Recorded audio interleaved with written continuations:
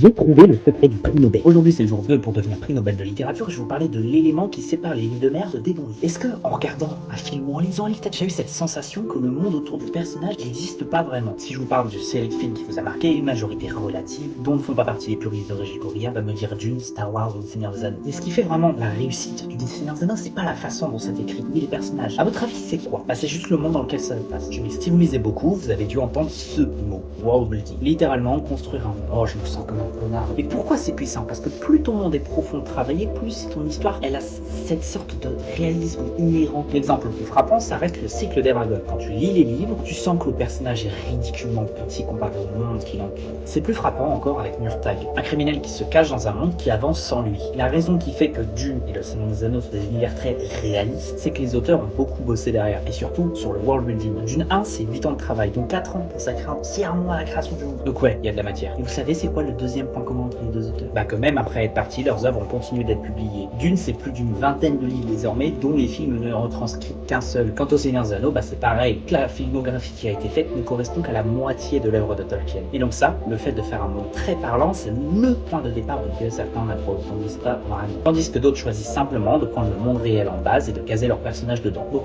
une fois que vous avez compris ça, vous pouvez sans sourciller dire que